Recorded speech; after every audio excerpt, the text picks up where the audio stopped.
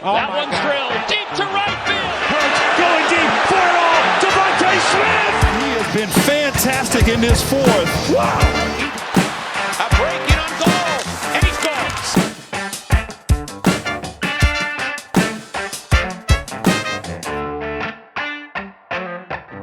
Welcome back to another episode of Two Mics All Sports. I'm your host, Zach Chavey, with my co-host, Joe Broll. What's going on, man? What's up, Zach? How you feeling? I'm good. I got most of the milk cleaned up over the weekend, so that was good to say the least. So That's good to hear. yeah. All right. So today, guys, this one was one of our requested videos a while back, and now we're going to do it with the postseason. Starting tomorrow, we are going to give you our MLB 2025-2026 playoff predictions. So we each have our own up. We'll go back and forth after we discuss each. But first, do you want to start with the American League or the National League, Joe? Let's start with the American League. Okay, so let's get right into it then. The 3-6 series, between two teams, one who didn't even probably was going to make the playoffs at the trade deadline, and another one that was one of the best teams all throughout the season, had a 10-game lead, I think about a week or two ago, and now one's playing in the other's ballpark in a 3-game series. How are you feeling about this series as a whole? I think it's going to be an entertaining series. You got two teams coming from the same division. They're going to be cutthroat, and Cleveland's riding high. They were high toward the end of the season. Like you said, they weren't supposed to be in this spot come July 31st at the deadline. Detroit, we were thinking they were going to have home field advantage throughout behind Scuba. Like, what their fall off, almost the same as the New York Mets. Their poverty-ass franchise. Fuck the Mets. They suck. Thank God they're not in the playoffs. Sorry I had to let that out, but Detroit has to get it together. Hopefully, with their 1 o'clock start tomorrow, Scooble, it's a starter against Williams, and I really think Scooble is the better pitcher. There's no doubt in my mind. So I think Detroit, as long as they play up to like they were in the first half of the season, should be able to get that victory. So I'm thinking they're going to move on to the divisional series against Seattle, just because I think Cleveland just got hot at the right time, but Detroit is the better team on paper. Okay, so let me talk about this series. This is how I'm feeling. Cleveland is, like you said, they're coming in riding high. They have a lot of momentum, but like you said, Detroit, they were one of the best teams in the league for a while, and they just had a really bad stretch, but they were able to get into the playoffs. I know that's not always a most positive sign for a team getting into the playoffs. Obviously, what we learned with the Phillies last year, like even though they won their division, they did not look great going into in the postseason. It showed. But I like how you mentioned Scooball. I think, especially for the American League, the statement that's going to be able to be made by both these pitchers, because Detroit's throwing out Scooball tomorrow night, and the Boston Red Sox are throwing out Garrett Crochet.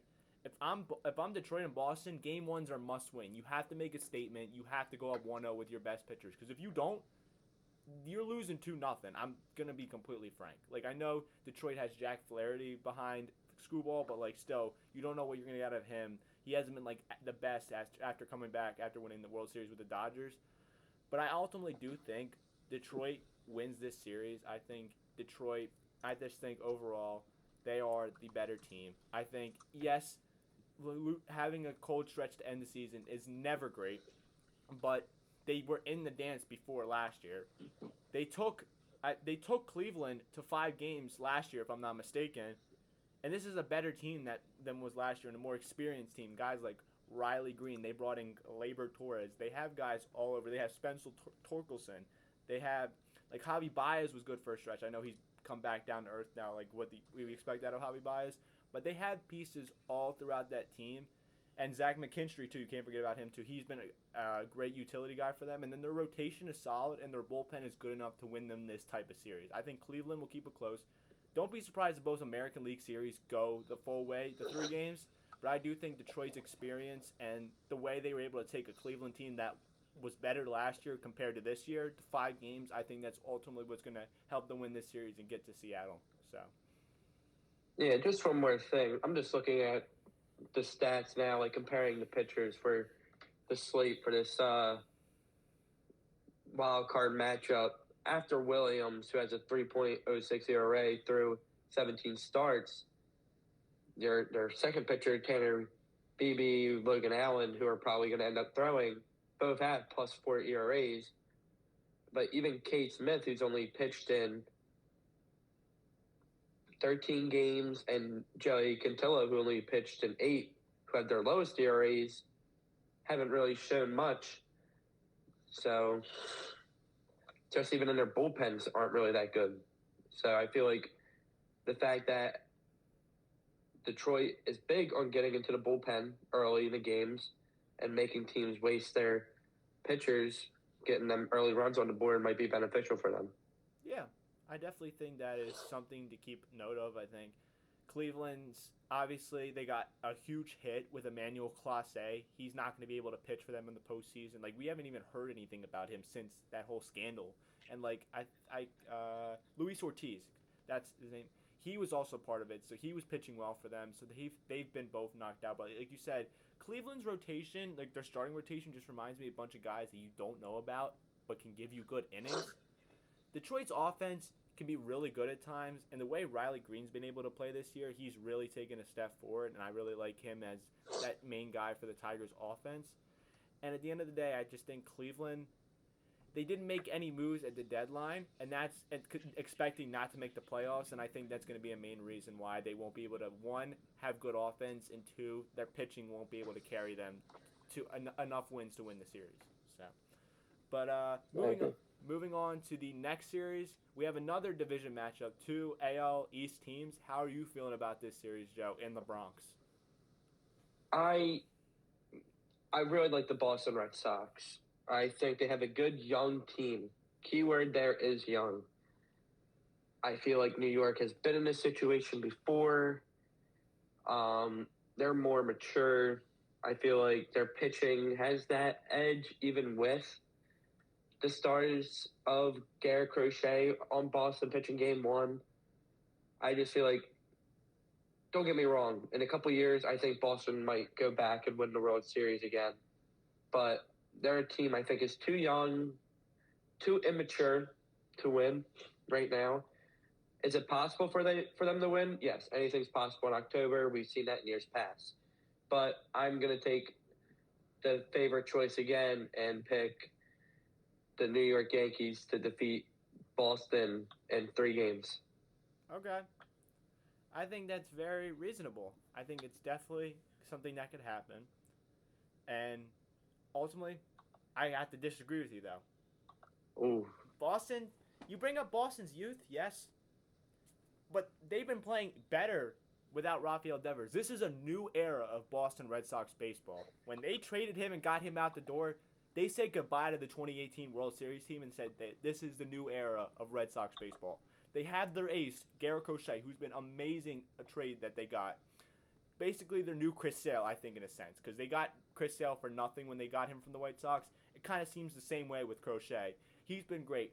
He's going out for game 1 against Max Fried, I believe. I don't know if that's been confirmed or not. Okay. It has.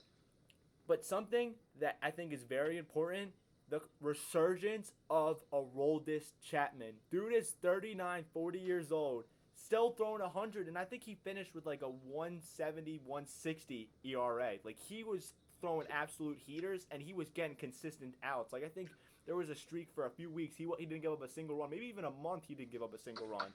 But I think the way he's been able to pitch, Boston's bullpen is all right enough. I know Giolito, I don't think is going to be on the postseason roster, but I don't think that matters. But I think Boston's offense, you obviously got Jarren Duran.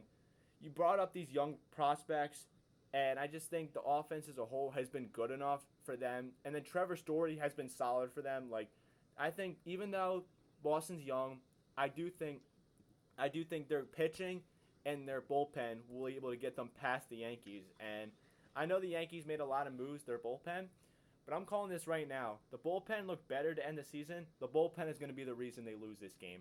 Or lose this series, excuse me. I just mark my words. I think that's going to be the main reason. So. All right, so do you want to stay on the American League side or hop over? Yeah, let's finish it through.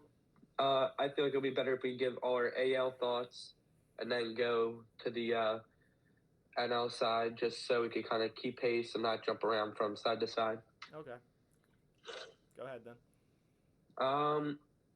With the Detroit-Seattle series, I'm not going to lie, Seattle's a West Coast team. I haven't really been paying attention to them. I know they got hot late, which is always a good thing. They get a bye, so they get to rest their players, their starters.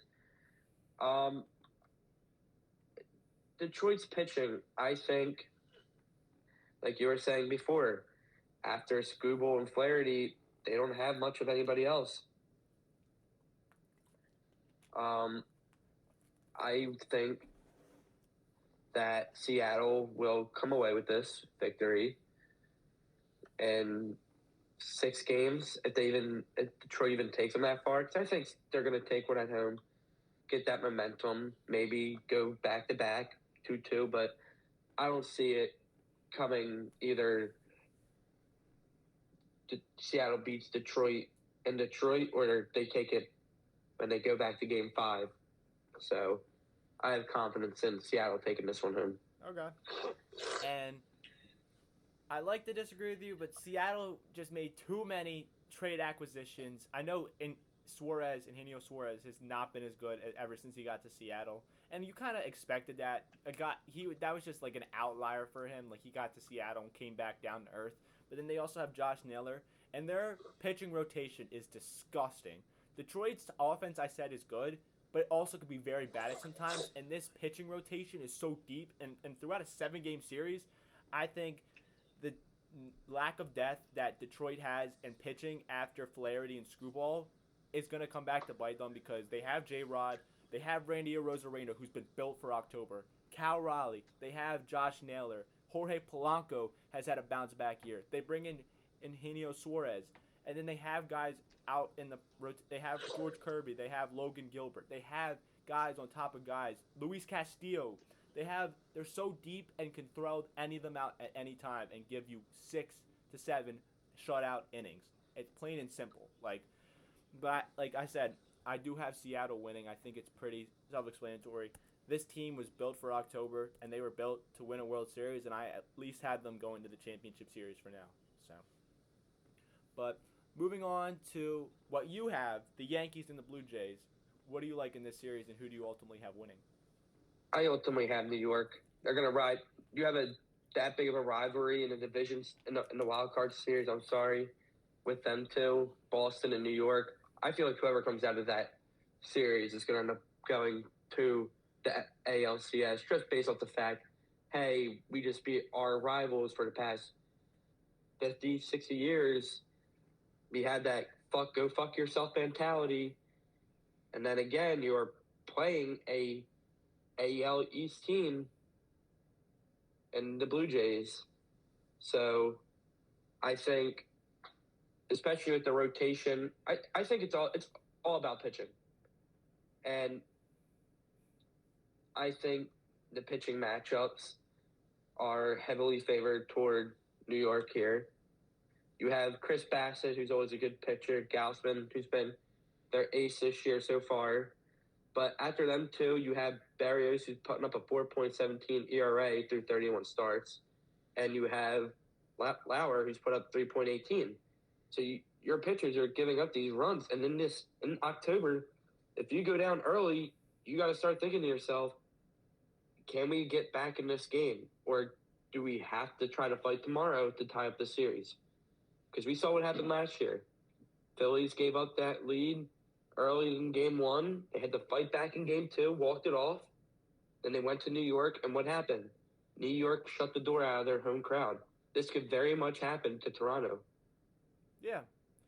I think it's interesting, to say the least. I think, for me, this series, I like how you bring up the reasoning about how both teams are going to be coming off a tough series. And thinking about it, that's why I have Boston. I have Boston going to the championship series to face Seattle, because I think Toronto, there's a reason they haven't won their division since 2015, because one, they just haven't been good, and when they actually get into the playoffs, they're notorious for choking. Because last time I'm not certain about this, but I think it's pretty much true. I think I heard this yesterday. They haven't won a playoff game since they won the division, I think. I don't think because they played Seattle, in the playoffs in 22, and I think they blew 2 leads and got swept by them in the wild card, if I'm not mistaken.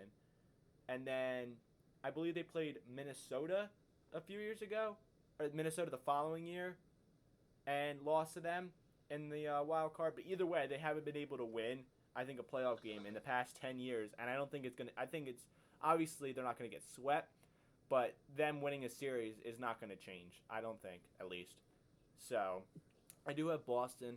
I know it's a stretch to say the least, but I like Boston. Like I like them coming into the early in the year. I said they're a sneaky team if they get into the playoffs because they're young and hungry. That's like the wrong type of team you want to face.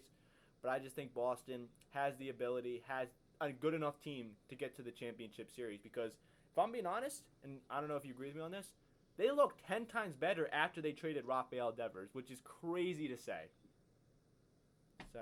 No, I agree. So, and then you want to finish it off with who you have going to the World Series? I think it's obvious in my opinion with this team, Zach. I really like the New York Yankees this year. I feel like Juan Soto was the problem. Oh, really? I feel like he brought that, like, oh, I'm the best player attitude to New York. And we saw that with the Soto shuffle every time he got a ball handed to him. But look, he went to New York Mets. What happened? They didn't make it. Coincidence? I think not. I think fucking New York sucks in general. But I think the Yankees will go to the World Series this year. I think they can finally get over that hump, beat Seattle, or whoever comes out of that side of the bracket, and make it to the World Series. Okay. I think it's very interesting. I just don't think the Yankees, like, obviously they let Juan Soto go, but they were able to build the depth around him, like bringing in guys like Cody Bellinger. Obviously, they tried trading for Devin Williams. That trade looks like it was a complete failure, but they didn't lose much. They traded Nestor Cortez, who it's not a big deal like that, but like they tried replacing him, and then they had a solid trade deadline by bringing in David Bednar, Camilo Duval, and then they brought in Ryan McMahon. Like they brought in these pieces, and I don't have them getting out, but who I have going to the World Series is the team you have them facing. I think this is Seattle's time. I think Seattle ultimately wins this series because I think they are, like I said, they're built for October, so they're ready for the moment. And honestly, I think they're the best team to come out of the pack, in my opinion. They have the most depth. They've been there in the dance before, and last time they were in it, they were too young and just faced a more experienced Astros team. But there's not really that team. If you think about it, on the other side that they don't have to face, except for really Boston, it's two teams that are notorious for choking in the playoffs, in the Blue Jays and the Yankees. And then you just really have to get past Detroit or Cleveland, and then you're in the World Series. It's not really that crazy, I think, in my opinion. So that's why I have Seattle going to the World Series. So, but moving on to the National League side. What series between the two wild card are you most interested in? Who do you have winning? Whatever you want to start with. Most interested in, I think, obviously in the wild card side is San Diego, Chicago, just because of that 4-5 matchup. It's not going to be a blowout series. I think it's the closest. Well, I'll say it. It's probably the close matchup-based wild card series there is. LA, Cincinnati, LA's a better team all around. They're pitching, hitting. I think that's an easy pick for me. Cincinnati, don't get me wrong, they're a good team. I just think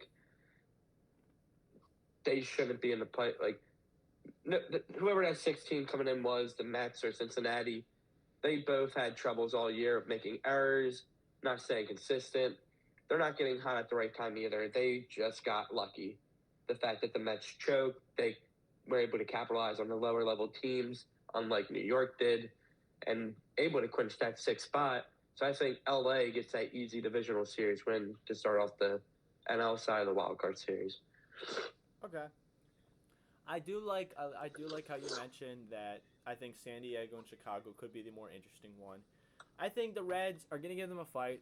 Obviously, the rotation has already been released for the Dodgers. It's Blake Snell opening, then it's Yoshi Yamamoto, and then, if necessary, it's Ohtani. But like you said, I don't even think it's going to be necessary. I don't think the Reds will be blown out in the games, but the Dodgers' championship pedigree will be shown, and I think that's why they're going to win this series in 2 games. It's not, like I said, not going to be a blowout because the Reds, they got here for a reason, even though it was kind of crazy. They played well enough down the stretch to deserve a spot here, and I think they're going to put up a fight, not to win, though. Like, just enough to keep both games competitive, but Dodgers ultimately win it. So, but then for the San Diego-Chicago series, who do you like in that series?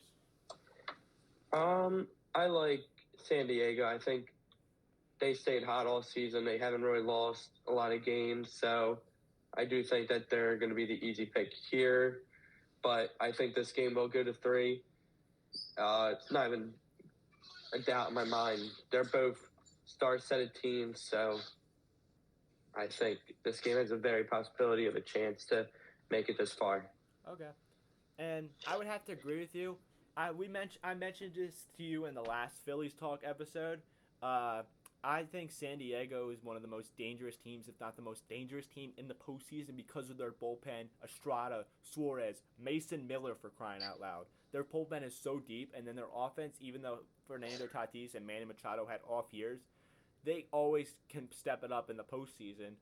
And honestly, it seems like you also can't remember, like, I know San Diego won't be playing the Dodgers, but they also took the Dodgers last year, the reigning World Series champions, to 5 games in the National League Division Series. Like, they were this close to getting to the championship series and possibly getting to the World Series. Like, they're good, and they got even better this offseason. But especially at the trade deadline, with them, obviously, I think, without a doubt, being the unanimous trade deadline winners.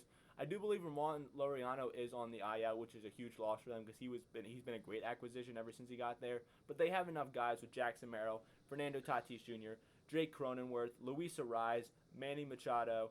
They have enough guys on that offense to where they can put up runs, and their bullpen and starting pitching can back them up. So I do have San Diego winning this series. I do think it's very likely that it does go 3 games. I just think San Diego's playoff experience, because Chicago hasn't been into the playoffs since 2020 when that was already expanded more than they did the postseason now, and they couldn't even beat the Marlins, for crying out loud. So I don't think anything changes the same here. Chicago, they played well 2.5 fourths during the season. Only reason why I think they are in the playoffs, because they played well enough to get into the playoffs. Nothing good to get past the wild card series though. So, but let's jump right into it. If this is the series for the Phillies, how are you feeling, and who do you have going to the championship series between those 2 teams? I'll take my Titans any day of the week, Zach. You know me. I love the Phillies. I think this could be their year, obviously. The Dodgers are a good team. If they end up sweeping Cincinnati, they will, Ohtani will be on the bump Game 1 in Philly. To me, I think that's all how it starts. If they come here, you kill out Ohtani, it's an easy to win. So, especially if you kill their star player, they rode a World Series behind last year. That's killing morale instantly. Yeah, and I have to agree with you because we've seen it in the regular season the past few years. I'm hoping this is the first time we're able to see it in the postseason. Not only do we have the Dodgers number, but like you mentioned, we have Ohtani's number when we play him, especially when he plays here in Philly, and that would be at least the first 2 games here. And if we could set a statement, because they send Ohtani out, we're sending out our ace, Chris Sanchez. If Chris Sanchez can go 7-8 shutout innings like Wheeler did a year ago, and the difference is if the offense can give us 4 to 5 runs in comparison to the one they gave us against the Mets, I feel like that'd be a great Game 1 staple, and it would be able to progress throughout the series and show what this series really can become. But I also do have the Phillies winning because we've had the Dodgers number the past few years. I think it could stay the same in the postseason, and I think we're a tough team to beat, especially against this Dodgers team. They're not as good as they were last year. Tommy Edman has not been as good. These players could also prevail and up their game in the postseason, but I don't see it happening enough where the Dodgers can beat the Phillies in this series. So, but moving on to the next series, The Milwaukee Brewers, the number 1 seed against the San Diego Padres. Who do you have winning this series? I have San Diego. I think they're a great team. I think Milwaukee is a talented squad. They're just missing that it factor. They made a season. I remember when Philly first went there, or Milwaukee first came to Philly this year. I was watching, I'm like, oh, Milwaukee ain't going to be that good of a team. They don't have that it factor. Now, they told me to go fuck myself. They ended up being the 1 seed, but they've gotten that based off their effort. They hustle, they run, they steal bags on you, and they're that team that if you were to make one single cross in the field, they will make you pay for it. But that saying, that also comes with its downs. You have your big-time hitters like Rhys Hoskins on that team still, but you don't have that star factor. Like, you have Yelich, but we know Yelich. Yelich has been on and off for the past 2-3 years. So you don't know what Yelich are getting come that division series. So I think San Diego riding off a high of almost beating the Dodgers out and being a 3 seed in the playoffs this year. So they got momentum coming in, going and beating Chicago, and then going to Milwaukee. I think they could beat that game. Yeah. And I think something also that's very important to note, Milwaukee is very notorious for being a great regular season team. Back when Christian Yelich was that MVP candidate back in 2017, 2018, 2019, they were so good in the regular season with Lorenzo Cain, Mike Moustakas, Christian Yelich, those 3 main players. But then when it came to the postseason, all those players failed to deliver and were reasons why they weren't able to make it to the World Series. They were close, took the Dodgers to Game 7 of the championship series, but unable to win. And I think that narrative remains the same. I like San Diego. San Diego has been able to get to the championship series. Like I said, they were 1 game away last year. And this San Diego team, honestly, they made the championship series a few years ago with Juan Soto, but I know we were both talking about him. For what it seems like right now, you lose Juan Soto, your team improves, I think, in my opinion. Only because Juan Soto is a great addition to your team, only if you can get your team into the postseason. If you can't get Juan Soto in the postseason, he doesn't seem to be that much of a factor. And San Diego seems like the past 2 years at least that they haven't had him. One, they almost took the Dodgers. They almost got the Dodgers and beat them to get to the championship series. And then this year, I think they get back to the championship series eventually because they're not going to have to face a Dodgers team possibly until the championship series. So, and I like them over Milwaukee. Milwaukee's offense has been good, but they don't have that star guy. Yelich hasn't been that star guy for a few years. They have Churio, they have Sal Frelick, they have Bryce Durang. They have all these guys that are very solid, but none of them that can emerge as that number 1 star, I think, in my opinion. I think San Diego's offense I like over the Padres, and then San Diego's offense over the Milwaukee, and I'm going to keep harping on this. This bullpen is going to get them far, and I have them getting it to the championship series.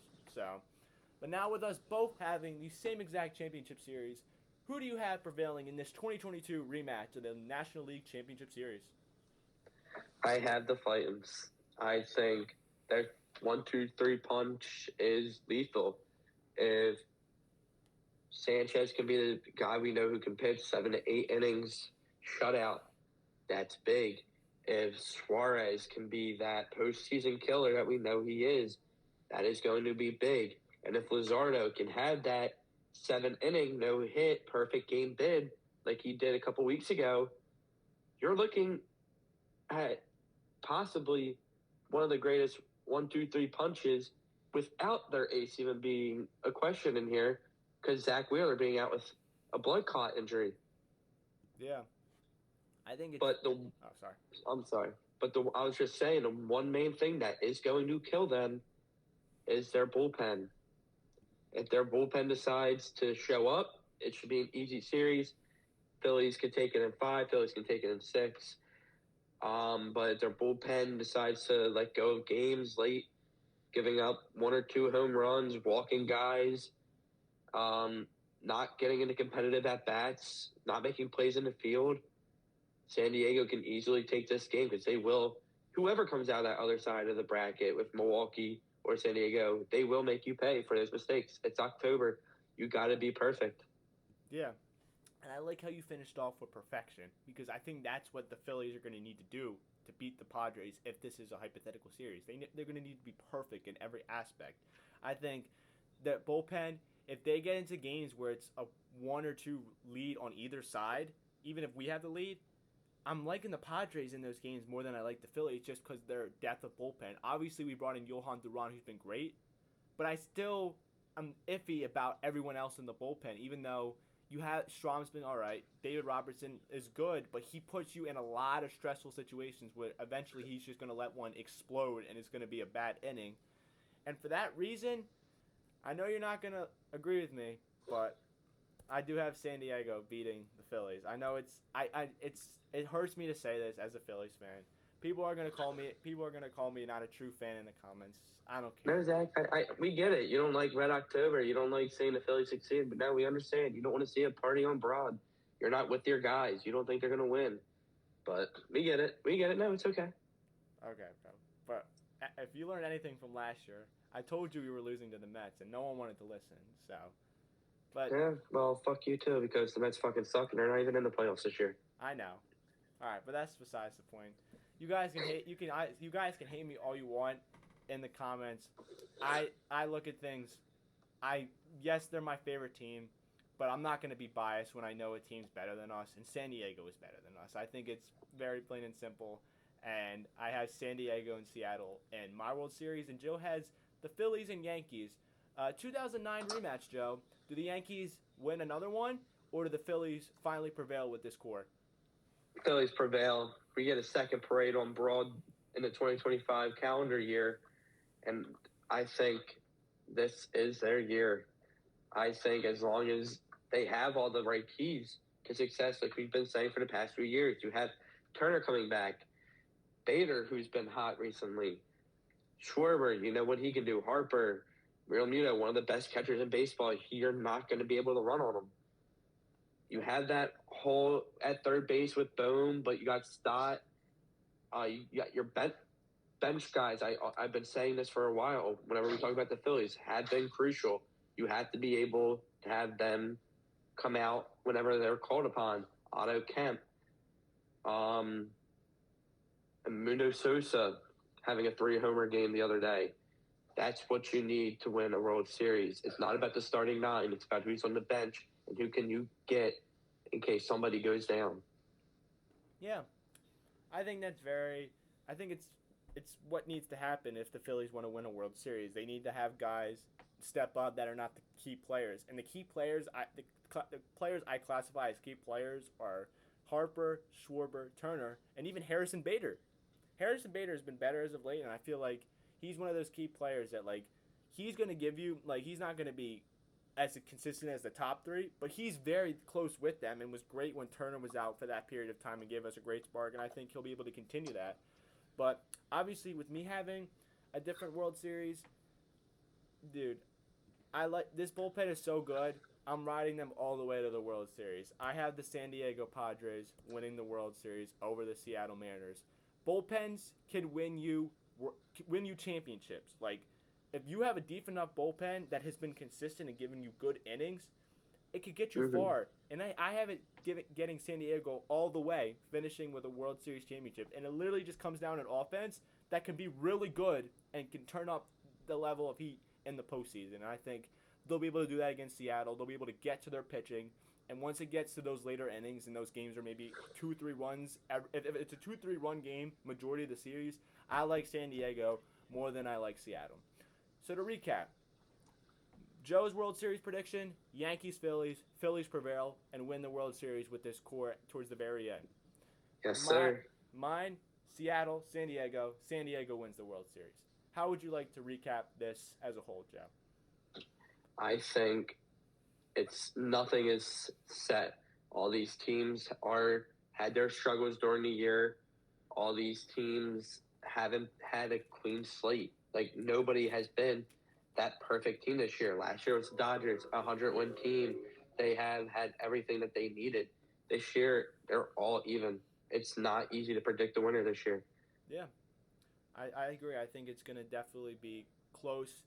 Every series could be close, even starting with the wild card series. Easily, every game, I think, except for the Dodgers-Red series, could go 3 games. It's very likely all three out of those 4 go the 3 games. Obviously, I think the Dodgers will be available. Like, I think every series is going to be close. Every team is going to give it their full effort. And like you said, these teams are so close to each other that it's going to be tough for one team to just completely dominate the other. Like, it's very unlikely. I don't see it happening. I think all these series are going to be very close. They're going to be competitive, which for for October and just as general, like postseason baseball, if you're getting good action back to back to back every night, that's what you want as a baseball fan. That's peak playoff baseball, in my opinion. So I'm hoping for some competitive series, some unbelievable moments, and for me and you as Phillies fans, even though I'm not predicting it, a parade down Broad Street. So, but as we usually do you just want to give everyone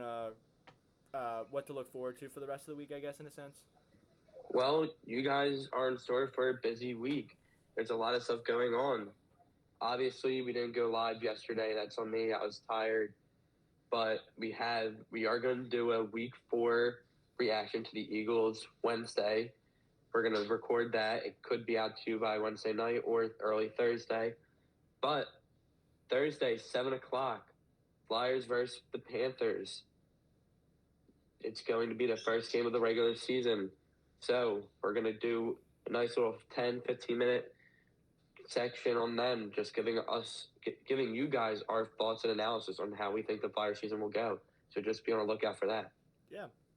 Like you said, we got some great stuff planned for you guys the rest of the week. And as of right now, I'm just going to say this now. I may or may not be going down to the Phillies game this following Saturday, get some content.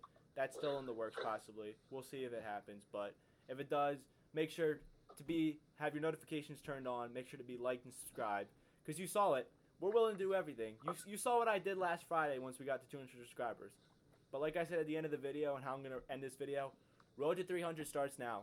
Get us there, guys, because the content's only getting better. Hope you guys enjoy. Enjoy the rest of your night, and enjoy this postseason action. And we'll see you guys either Wednesday or Thursday. See you guys. And go Phillies. Yes, sir.